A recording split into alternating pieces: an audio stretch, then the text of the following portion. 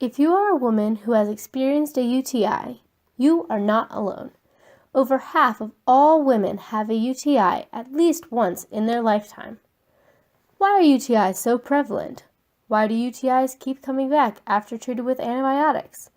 What exactly is a UTI and what causes them? Let's see how much we really know about the common pathogen E. coli.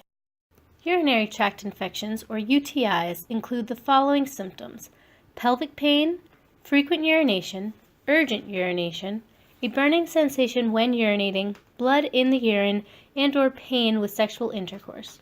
Sometimes an infection can go unnoticed by a patient because asymptomatic bacteria, or ABU, will grow in a commensal relationship with the host and show no symptoms. Urinary tract infections are one of the most common bacterial infections of humans. Normally, urine is sterile. Therefore, it is widely believed that UTIs are caused by bacteria strains from the fecal flora that have entered the urethra.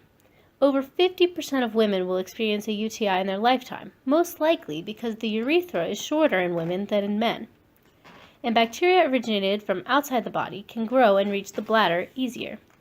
UTIs have 4 categories: ABU, in which the bacteria are only present in the urine and cause no symptoms; cystitis, in which bacteria have reached the bladder; pyelonephritis is when bacteria are found in the kidneys; and urobsepsis, which bacteria are found in the blood.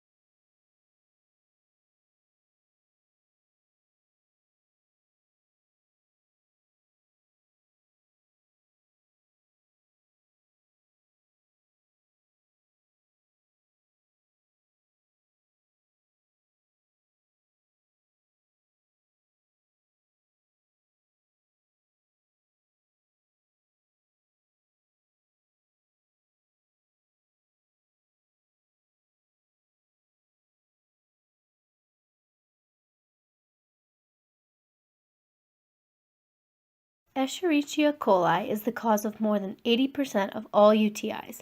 E. coli is normally a bacterium in the gastrointestinal tract that has a commensal relationship with the host. However, some E. coli strains have the ability to cause disease. E. coli outbreaks that are caused by food contamination are intestinal pathogens, while the strains of E. coli that cause UTIs are extraintestinal pathogens, or XPEC. XPEC strains do not cause disease in the intestinal tract, but are common colonizers of the intestine. A healthy human commonly has XPEC strains in the fecal flora or vagina of healthy women. This further supports that E. coli from fecal flora is the likely culprit of many UTIs. E. coli is a gram-negative, rod-shaped bacterium. E. coli are motile thanks to the flagella, which whips back and forth to move the cell.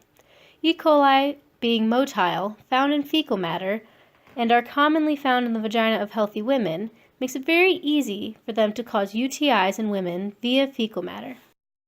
So how do we prevent and treat this infection?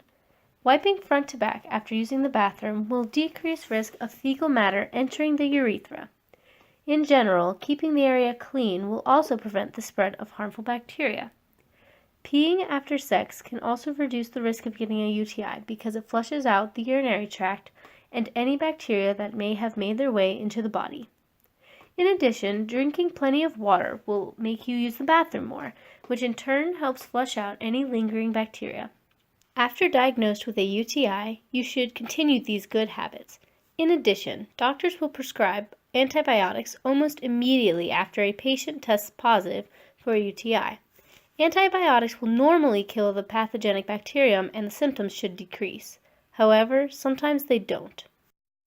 Many women find that even after taking antibiotics, they continue to get recurring UTIs. Antibiotics should kill off all the infectious E. coli strains in the urinary tract, and urine should be sterile again. This means resistant factors in the genes of that strain have been expressed, and the surviving bacteria are now antibiotic resistant. How can we prevent UTIs when bacteria keep getting stronger? One study found that the ABU bacteria in the urine had few fitness genes. Bacteria in the bladder had more, kidney bacteria had even more, and bacteria found in the blood had the most fitness. This shows that bacteria have evolved to inhabit further up the urinary tract. The environment of the intestinal tract is very different than the urinary tract, so any evolution of microbes to make them more fit in the urinary tract would only occur in the urinary tract itself. This study has shown that the strains have evolved from fecal matter to survive in the urinary tract. Antibiotics are a selective pressure that causes these strains to evolve even faster. By treating the patient got worse because E. coli is a rapidly evolving bacterium.